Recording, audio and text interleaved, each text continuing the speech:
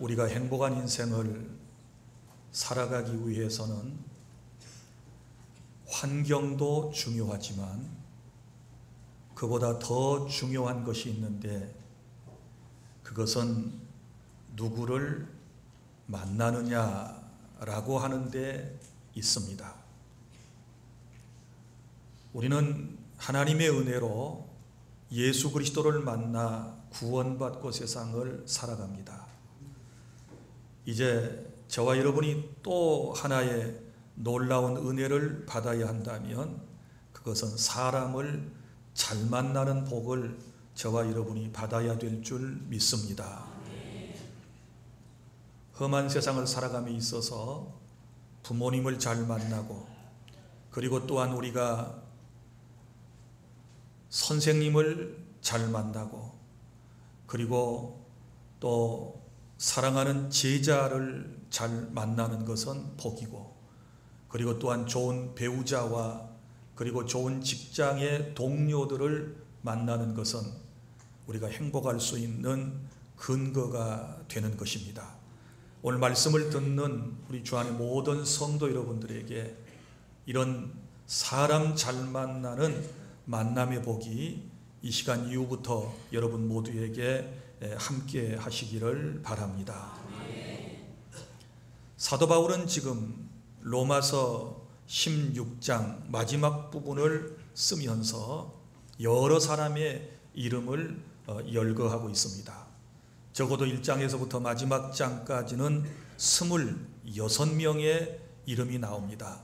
거기에 또한 7명의 여성의 이름도 기록되어 있는 것을 볼 수 있습니다. 사도 바울 주변에는 늘 몇 부류의 인생들이 함께 했습니다. 우리도 마찬가지라고 생각을 합니다. 특별히 디모데후서 마지막 장에 보면 그 주변에 어떤 사람들이 있었는가를 소소하게 설명을 하고 있는데, 이런 사람들이지요. 우리 주변에도 그렇듯이 함께 하다가 어느 날 나를 멀리하고 떠나버린 사람들이 있었습니다. 우리도 그러지 않습니까?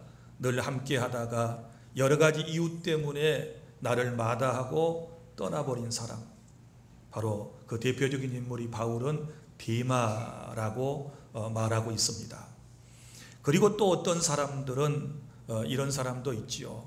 몸은 함께 하면서 굉장히 나를 힘들게 하는 사람이 바울 주변에도 있었고 우리 주변에도 있을 수 있습니다. 마음 한켠에서는 차라리 저런 사람은 내 곁에서 멀리 떠났으면 하는 바람을 가질 정도로 나와 함께 하면서 나를 힘들게 하고 고통스럽게 하는 사람들이 우리 삶 가운데 있을 수 있습니다. 그리고 또 한 부류의 사람은 늘 나와 함께 하면서 나의 보호자가 되고 나의 동역자가 되고 늘 나와 함께 인생의 희노애락을 함께하며 같이 살아가는 이런 사람들이 있는 것이지요. 그래서 오늘 바울은 이제 이런 여러 부류의 사람들이 그동안 자기 주변에 있었던 것을 기억하면서 오늘 이 편지를 쓰고 있습니다. 바울이 이 편지를 쓰는 곳은 고린도라고 하는 곳이었습니다. 이 고린도에서 한 번도 아직 가보지 못한 로마에 살고 있는 그리스도인들에게 이 편지를 쓴 것이지요. 그러면 이 편지를 또 전달했던 사람도 있지 않겠습니까? 그 전달했던 사람은 1절에 나타나는 겐그리아 교회의 베베 자매가 이 편지를 전달하게 되었던 것이지요. 그래서 베베를 먼저 얘기를 하면서 그에게 문안하라 이렇게 말하고 있지 않습니까? 사랑하는 여러분, 누군가가 믿을 만한 사람이 내 곁에 있고 나를 사랑하는 사람이 내 곁에 있다라고 하는 것은 굉장히 행복한 일인 줄 믿으시기를 바랍니다. 하나님께서는 우리를 사회적 동물로 지으셨고 이 세상을 살아감에 있어서 항상 홀로 살지 않고 함께 어울려서 살아가도록 우리의 앞길을 인도하신다는 사실을 믿으시기를 바라고, 또 우리가 하나님의 은혜를 구할 때 그 수많은 은혜 가운데 하나님께서 특별히 내 곁에 내게 유익이 되고 나를 돕는 사람들을 하나님께서 때로는 붙여주신다라고 하는 이 믿음 또한 우리 마음속에서 시들지 않아야 할 것입니다. 여러분이 잘 아시는 대로 사도 바울은 육체적으로 굉장히 연약한 사람이었습니다. 그는 정신적으로 지적으로는 풍요로움이 있었고 남 부러울 것이 없었지만 그러나 육신적으로는 굉장히 힘든 부분이 있었습니다. 특별히 건강이 문제였습니다. 그래서 어느 날 하나님께 간구했습니다. 하나님, 내 병을 고쳐주십시오 하고 3번씩이나 간절한 마음으로 기도했지만 하나님께서는 번번이 그의 간구함을 거절하시고 네가 약할 때 강해지는 거야, 네게 은혜가 좋게 라고 말씀을 하시면서 주님께서 고지고대로 응답하지 않으셨다는 사실을 우리는 잘 알고 있습니다. 그런데 하나님께서는 그의 육체의 질병을 직접 고쳐주시지는 않았지만 그를 일평생 돌보고 치료해 줄 수 있는 누가라고 하는 의사를 하나님께서 붙여주셨음을 믿으시기를 바랍니다. 그래서 누가가 늘 함께하면서 그의 건강을 체크했고 저 나중에 로마의 지하 감옥에서 고통스러운 나날들을 보낼 때에도 이 누가는 여전히 바울의 건강을 항상 염려하며 책임졌던 그런 사람으로 우리가 잘 알고 있지 않습니까? 그리고 이 누가가 나중에 누가복음을 기록하게 되고 그리고 저 역사적 기록인 사도행전을 누가가 기록해 함으로써 하나님의 놀라운 선교 사역을 온 세상 사람들에게 증거하는 귀한 사명을 감당하는 것을 볼 수 있습니다. 사랑하는 여러분, 우리가 주님 앞에 많은 것들을 구하고 삽니다. 때로는 건강을 구하고 살고 때로는 물질을 구할 때도 있고 때로는 평안함을 구할 때도 있고 때로는 내 인생의 순적한 길과 내 환경을 위해서 우리가 기도할 때도 있습니다. 그러나 하나님께서 꼭 그대로 응답하실 때도 있지만 때로는 그렇지 않은 또 다른 방법으로 우리를 인도하시는데 그때는 하나님께서 꼭 필요한 사람을 내게 붙여주시는 은혜로 함께 해주신다는 믿음을 가지실 수 있기를 바랍니다. 그러면 오늘 이제 로마서 16장에서 아까 26분의 이름을 거론하고 있다 그랬는데 이 수많은 사람들과의 만남 속에서 우리가 오늘 주님께로부터 들어야 할 놀라운 메시지가 있습니다. 그래서 우리 서로에게 어떤 사람이 되어야 할까요? 라고 하는 주제를 이제 여러분들에게 말씀을 드리려고 그러는데 여기 우리 서로에게 제가 이런 표현을 썼습니다. 바울과 그 주변의 사람들에게 서로가 필요했던 사람인 것처럼 오늘 저와 여러분 모두에게도 서로에게 필요한 것들이 있음을 기억하고 그것을 우리가 서로 채워주는 그런 성도의 삶을 살아가실 수 있기를 바랍니다. 첫째는 우리 서로 어떤 사람이 되어야 하는가 하면 베베와 같은 보호자가 되어주시기를 바랍니다. 1절에 베베에 대한 설명이 나옵니다. 겐그리아 교회의 일꾼으로 있는 우리 자매 베베를 너희에게 추천한다 이렇게 말씀을 했는데 이 겐그리아 교회는 고린도 교회하고 가까운 데 위치를 하고 있습니다. 그런데 이 겐그리아는 이제 여러분 잘 아시는 것처럼 사도 바울이 서원할 때에 머리를 깎았던 곳이 바로 이 겐그리아라고 하는 자그마한 항구입니다. 아주 지금도 작은 어촌으로 남아 있는데요. 그런데 이 교회에 이 지역에 교회가 있었고 이 교회의 지도자가 바로 누구였는가 하면 베베라고 하는 여성 지도자였습니다. 자매가 교회의 리더였던 것이지요. 그런데 바울은 그에게 고린도에서 로마에 사는 사람들에게 편지를 써보내면서 그를 추천하고 있지 않습니까? 뭐라고 추천을 합니까? 맨 처음에 딱 나오는 게 겐그리아 교회의 일꾼인 우리 자매 베베를 추천한다 이렇게 얘기를 하고 있습니다. 그러니까 이 베베라고 하는 자매 곧 일꾼은 집사라고 하는 말에 어근이 되기도 하는데 같은 말이에요. 그러니까 교회 일꾼인데요. 정말 하나님께서 기뻐하시는 일꾼인 것입니다. 여러분 교회 안이나 어느 공동체에는 항상 두 꾼이 있다고 그러지 않습니까? 하나는 말꾼, 말꾼이 있고 또 하나는 일꾼이 있습니다. 말꾼은 늘 말을 만들어내는 사람이고 말만 하고 아무것도 하지 않은 사람을 말꾼이라고 그러고, 물론 좋은 말꾼이 있어요. 사람을 좋은 길로 이끌어 나가고 사람을 위로하고 격려하는 그런 사람도 있지만 이런 사람을 말꾼이라고 하는 말로 표현하지는 않습니다. 부정적인 의미로 말꾼이라는 말을 쓰는 것이지요. 자, 그런데 이제 이 말꾼이 있고요. 또 하나는 일꾼이 있어요. 일꾼, 묵묵하게 하나님의 말씀을 그대로 삶의 실천에 옮기고 정말 하나님의 영광만을 위하여 살아가는 이런 일꾼이 있는데, 나는 우리 주 안의 모든 성도 여러분이 말꾼보다는 일꾼이 되실 수 있기를 바랍니다. 그래서 이 베베는 일꾼이었다라고 하는 것을 바울은 지금 로마 교회에 소개를 하고 있고, 그 다음에 또 하나 지금 말씀을 드리고자 하는 중요한 표현이 나오는데 2절 다 함께 시작. 너희는 주 안에서 성도들의 합당한 예절로 그를 영접하고 무엇이든지 그에게 소용되는 바를 도와줄지니 이는 그가 여러 사람과 나의 보호자가 되었음이라. 아멘. 보호자, 여러 사람과 나의 보호자. 그러니까 바울의 보호자일 뿐만 아니라 여러 사람의 보호자의 사명을 감당했다라고 하는 것을 강조를 하고 있습니다. 사랑하는 여러분, 사도 바울은 연약함이 있는 사람입니다. 아까도 말씀드렸지만 가정에 연약함이 있었지 않았겠습니까? 혼자 살았으니까 연약하지요.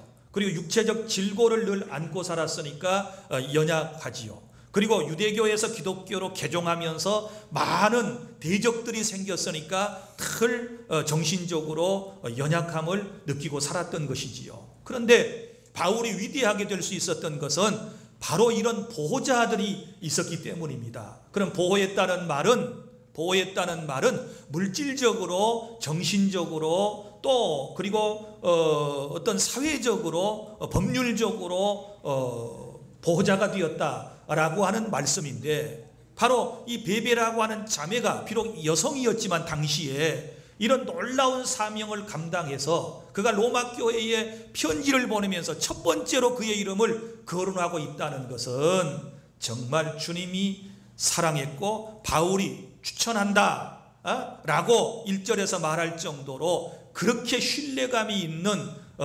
교회의 일꾼이었다는 사실을 여러분이 기억하시기를 바랍니다. 적어도 베베는 이런 인물입니다. 그리고 또 베베에 대한 얘기가 나오는데 이렇게 말씀을 하지 않습니까? 자, 베베를 뭐라고 얘기하는가 하면 이렇게 말씀을 해요.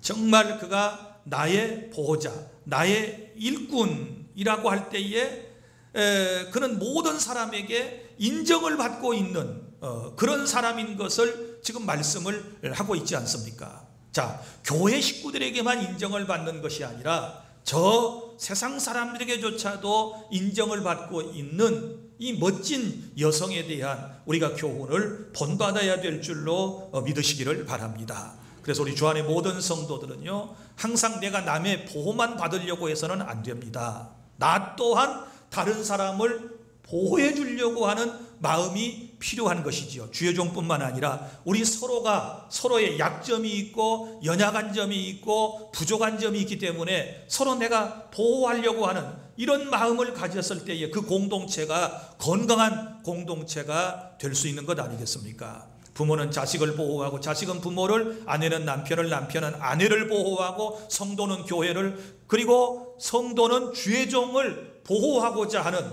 이런 마음이 우리 서로에게 있을 때에 우리 살아가는 세상이, 그리고 우리 신앙생활하는 우리 주안교회가 더욱 행복한 교회가 될 수 있는 줄 믿으시기를 바랍니다.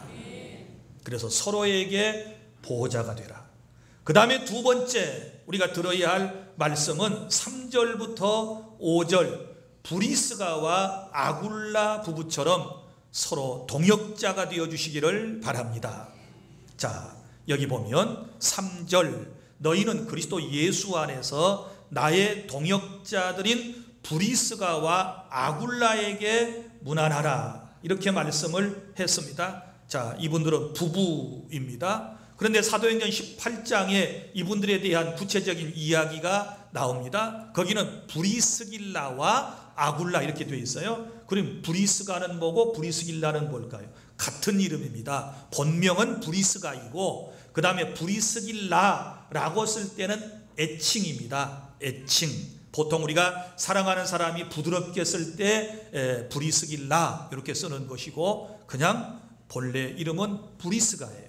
자, 이 사람들이 이제 부부인데 누구 이름이 먼저 나와요? 아내의 이름이 먼저 나오는 걸 보면 이 아내가 남편보다도 주도적으로 하나님의 일을 감당했던 것을 볼 수 있고 더 리더십이 강력했다라고 하는 것을 볼 수 있는데 이게 초대교회의 당시의 상황들입니다. 지금 26명이나 되는 이 명단들 이름 가운데서 적어도 7명의 여성들의 명단이 로마서 16장에 나오는 걸 보면 여성들의 지위가 유대 사회와는 달리 유대 사회에서는 숫자에도 포함하지 않는 것이 이제 상례인데 지금 여기 이방 교회들에서는 아주 여성들이 뛰어난 사역을 감당하는 것을 볼 수 있지 않습니까? 자, 그러면 이 브리스가와 아굴라 부부는 어떤 사람들입니까?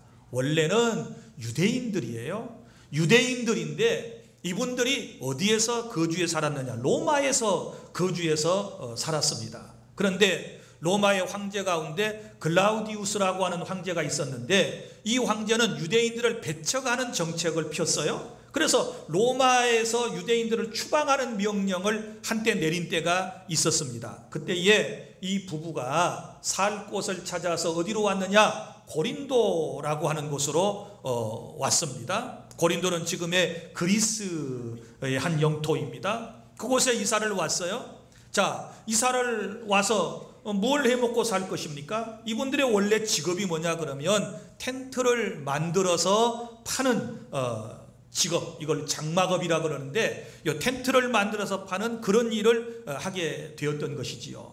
그런데 어느 날 그 고린도에 선교사님 한 분이 오셨어요. 그분이 누군가 하면 사도 바울이에요. 바울이 와서 선교 활동을 하는데 지금처럼 어느 기관 단체의 후원을 받는 게 아니고 당시에는 자비량 선교였기 때문에 선교사가 일을 하면서 소득이 생기면 그걸 가지고 복음 활동을, 전도 활동을 하는 거예요.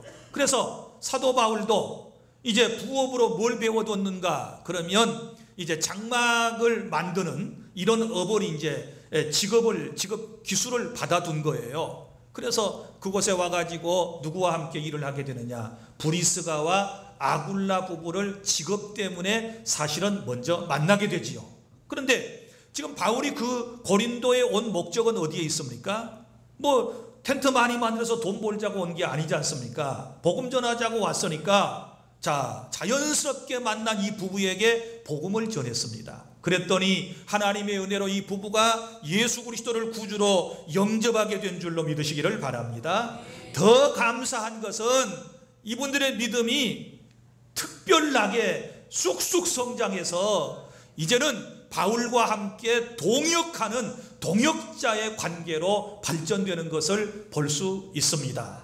그래서 저 처음에 로마에서 고린도로 이주해 올 때는 먹고 살기 위해서 직업 때문에 위주를 해왔지만 그러나 이제 예수님을 만나고 난 이후에 그들은 먹고 사는 것 때문에 거주지를 이동하는 게 아닙니다. 이제는 복음을 따라서 움직이게 되지요. 그래서 이 고린도에 있다가 어디로 갑니까? 에베소로 가지요. 에베소에 가서 목회자 활동도 또 해요. 에베소 교회에 있다가 또 복음 따라 어디로 갑니까? 로마로 갑니다.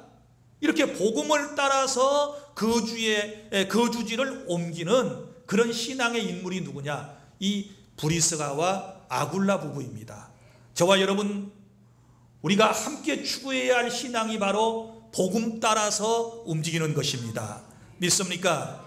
요즘 사람들은요, 자기 직업에 따라서 거주지를 옮기기도 합니다. 그리고 또한 학군에 따라서 자기의 주거지를 옮기지 않습니까? 또 심지어는 자기 마음에 평안함을 느껴서 늙어서 고향으로 가서 편히 살자 그래서 고향으로 옮기지 않습니까? 심지어는 친구 따라서 이리저리 이사를 친구 좋으니까 따라다니는 분들도 있어요. 이건 세상 사람들이 추구하는 문화이고 적어도 우리 그리스도인들은 하나님의 말씀, 복음 따라서 움직이는 그런 신앙을 가져셔야 하나님이 기뻐하실 줄로 믿으시기를 바랍니다. 예를 들어서 이사를 할 때도 늘 내가 섬기는 교회 가까운 쪽에 한 번이라도 더 가까이 와서 청소도 하고 문이라도 열고 닫고 가고 한 번이라도 와서 더 기도할 수 있는 그런 가까운 곳에 우리의 거주지를 정하는 것이 바로 교회 일꾼들, 특별히 교회 중직자들이 가져야 할 마음가짐인 줄로 믿으시기를 바랍니다. 다시 말합니다. 복음 따라 움직이는 주 안의 모든 성도 여러분들이 다 되실 수 있기를 바랍니다. 그런데 바울은 이 부부에 대하여 설명을 할 때 두 가지 특징을 지금 얘기를 하고 있습니다. 하나는 여기 4절에 이렇게 기록되어 있습니다. 그들은 내 목숨을 위하여 자기들의 목까지도 내어놓았다. 바울을 위하여 뭘 내놓았어요? 자기들의 목이라도 내어놓았다.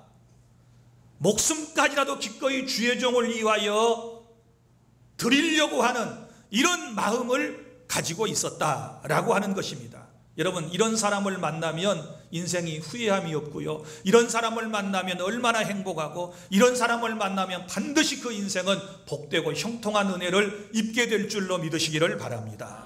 이런 사람을 만나야 사명을 우리가 정말 큰 은혜를 받았다라고 말할 수 있는 것 아니겠습니까? 정말 큰 인물이었어요. 바울의 목숨을 위하여 자기의 목이라도 기꺼이 내어놓을 수 있는 이런 부부. 그 다음에 또 하나 5절에 이렇게 설명을 하고 있습니다. 또 저의 집에 있는 교회에도 문안하라. 그러면 무슨 얘기예요? 자기의 집을 교회로 드렸다는 거예요. 이 사람의 집이 곧 뭐예요? 교회라는 것을 우리가 알 수 있지 않습니까? 이때 당시에는 지금 이런 교회 형태가 아니고 대부분이 다 가정교회였습니다. 그래, 가정교회에서 많이 모여봐야 60, 70명 혹은 80명 정도 모인 기록들이 나옵니다. 그래서 이제 이런 모임이 확대돼 가지고 지금과 같으니 이제 큰 예배당을 이제 갖추게 된 것 아니겠습니까? 그러니까 마땅히 복음을 위해서 자기의 집을 하나님께 드릴 수 있는 이런 사람을 바울이 만났다라고 하는 것은 엄청난 행복인 것이지요. 사랑하는 여러분, 적어도 이 부부는 이런 동역자 정신을 가지고 몸도 함께하고 물질도 함께하면서 하나님의 영광을 위하여 남은 인생을 살았던 멋진 부부였으니 우리가 이런 부부의 신앙을 본받을 수 있기를 바랍니다. 나는 우리 주 안의 모든 성도 여러분들이 나의 보호자일 뿐만 아니라 나의 동역자임을 저는 믿습니다. 여러분들에게 있어서 저도 마찬가지입니다. 서로가 우리는 보호자가 되어야 되고 우리가 서로가 동역자가 되는 이것이 하나님의 뜻인 줄로 믿으시기를 바랍니다. 무슨 일이든지 혼자 하면 힘들어요. 그런데 함께 같은 마음을 가지고 그 일에 함께 돕는 사람이 있으면 일은 훨씬 더 가벼워지지 않겠습니까? 백지장도 맞들면 낫다는 얘기가 있고 한 사람보다 두 사람이 낫다고 그랬고 삼겹줄은 쉽게 끊어지지 않는다라고 말씀을 해 주셨기 때문에 우리는 서로에게 동역자가 돼야 돼요. 교회에서도 누군가 무슨 일을 맡고서 너무 힘들어하면 내가 가서 도와줘야지요. 저 사람 혼자 하라고 놔둬야지. 그게 아닙니다. 우리가 함께 동역자로서 도와주는 거예요. 예를 들어서 여러분이 청소당번이 아니더라도 토요일마다 이 여름에 교회당에 와서 청소하는 사람들 보면 눈물이 날 지경이에요. 이 꽃꽂이하는 팀들 보면요 눈물이 날 지경이에요. 몇 시간 동안 한나절 내내 꽃꽂이에 혹은 예배당 청소에 봉사하는 사람들, 또 차량 봉사자들 보면 너무너무 참 감격스러워요. 이럴 때에 청소할 때 누군가 한 사람 더 와서 동역해 주면, 빗자루 들고 한 켠만 좀 수고해서 청소를 담당해 주면 훨씬 더 쉽지 않겠습니까? 모든 일이 그래요. 동역하면 쉽습니다. 믿습니까? 동역하면 하나님이 기뻐하실 줄로 믿으시기를 바랍니다. 이런 걸 시너지 효과라 그러는 것이지요. 함께. 그래서 주님께서는 교회 공동체 안에서 우리 함께 하나님의 영광을 위하여, 하나님의 나라 확장을 위하여 일하라고 우리를 이곳에 주 안의 이름으로 모이게 해주셨다라고 하는 사실을 여러분 믿으시기를 바랍니다.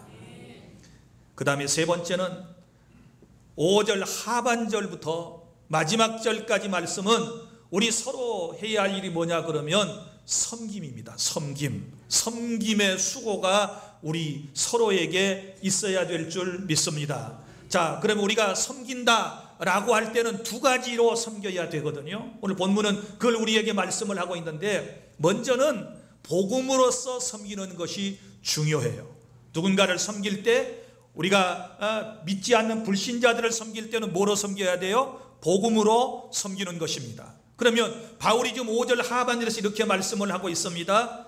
내가 사랑하는 에베네도에게 문안하라. 그는 아시아에서 그리스도께 처음 맺은 열매니라. 이렇게 말씀을 합니다. 여러분, 로마 제국 가운데 아시아 주가 있었어요. 지금의 터키의 서부 지역을 우리가 소아시아 지방이라 그러는데 에베소를 포함하지요. 소아시아 7교회가 있는 이곳을 아시아주라 그래요. 그런데 바울이 그곳에 이제 선교사로 갔단 말이에요. 가서 맨 처음에 복음을 전해가지고 그 복음을 받아들인 사람이 누구예요? 에베네도라는 사람이에요.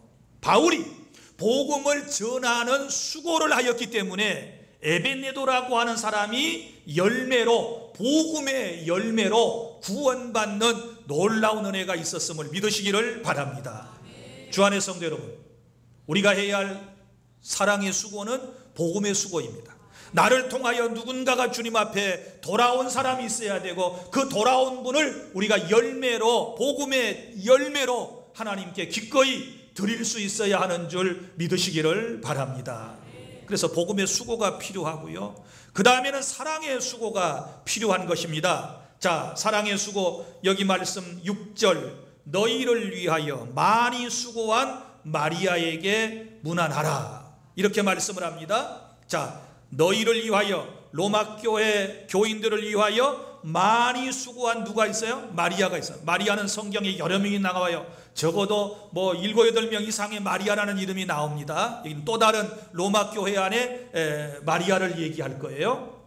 자, 그런데 이 마리아는 성도들을 위하여 많이 수고했다. 그럼 수고한다라고 할 때 우리가 그 별명이 뭐예요? 앞에가 사랑의 수고 이렇게 말하지 않습니까? 사랑의 수고, 사랑이 있을 때 기꺼이 누군가를 위해서 수고할 수 있는 것이지요. 그것이 섬김이든지 뭐든지 사랑은 수고를 낳게 하는 것입니다. 사랑한다고 하면서 수고로움이 없으면 그것은 거짓된 것 아니겠습니까? 그래서 우리 주 안의 모든 성도들은 서로 사랑으로 수고해야 돼요. 불신자들에게는 복음으로 수고해 주십시오. 그리고 먼저 예수 안에 들어와 있는 사람들에게는 사랑으로, 섬김으로 수고해 주시기를 바랍니다.